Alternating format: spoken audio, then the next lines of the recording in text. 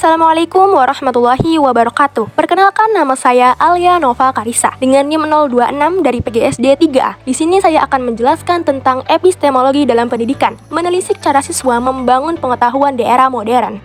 Pendahuluan, latar belakang.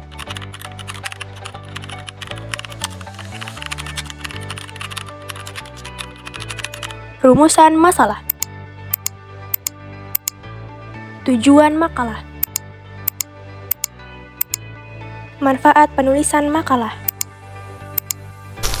Pembahasan konsep dasar epistemologi dan cara memperoleh pengetahuan. Epistemologi adalah cabang filsafat yang membahas hakikat pengetahuan, sumbernya, cara memperolehnya, dan dasar kebenarannya. Ia menjelaskan dari mana pengetahuan berasal, apakah dari akal, pengalaman, atau interaksi sosial, serta bagaimana suatu pengetahuan dapat dinilai sah dan dapat dipertanggungjawabkan secara ilmiah. Dalam pendidikan, epistemologi menjadi dasar untuk memahami bagaimana pengetahuan diperoleh dan diajarkan. Epistemologi menekankan bahwa belajar bukan sekedar menerima informasi, tetapi proses aktif membangun pemahaman melalui pengalaman, berpikir, dan interaksi sosial. Karena itu, epistemologi membantu guru merancang pembelajaran yang tidak hanya berfokus pada hafalan, tetapi mendorong penalaran, pemahaman konsep, dan berpikir kritis.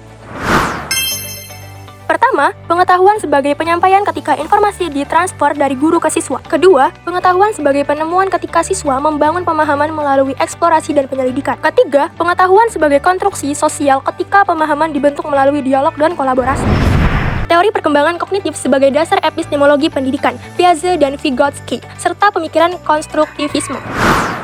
Konstruktivisme memandang bahwa peserta didik secara mandiri membangun makna berdasarkan pengalaman awal sekaligus memanfaatkan konteks sosial sebagai pendukung kreativitas dan pemecahan masalah. Pandangan ini sejalan dengan epistemologi yang menekankan proses pencarian, pembuktian, dan validasi pengetahuan.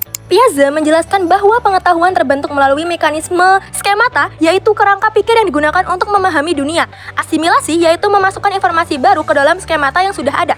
Akomodasi, yaitu mengubah atau membentuk skemata baru ketika informasi baru tidak sesuai dengan pola lama.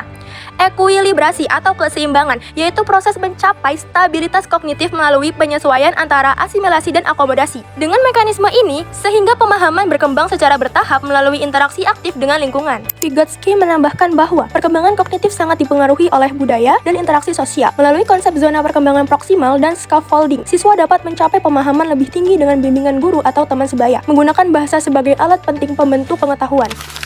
Pengaruh era modern terhadap proses membentuk pengetahuan. Perkembangan teknologi digital mengubah cara siswa memperoleh dan membangun pengetahuan. Jika dulu sumber utama berasal dari guru dan buku, kini siswa mengakses informasi dari internet, media sosial, dan platform digital. Informasi menjadi sangat melimpah, sehingga kemampuan memilah data valid dan menghindari hoax menjadi penting. Pembelajaran juga bergeser ke ruang digital melalui LMS dan forum, mendukung kolaborasi sesuai pandangan konstruktivisme sosial. Selain itu, teknologi mendorong pembelajaran mandiri, sehingga guru berperan sebagai fasilitator yang membantu siswa menavigasi dan memvalidasi informasi.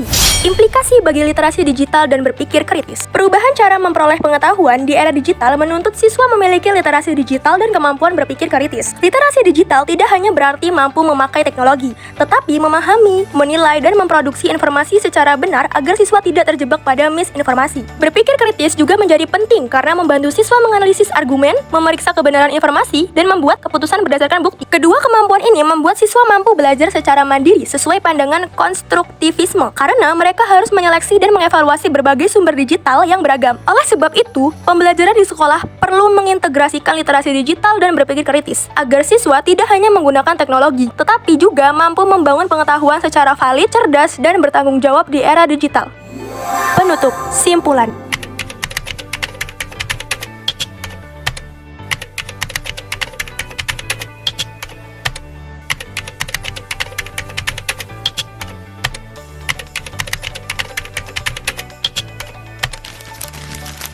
Saran.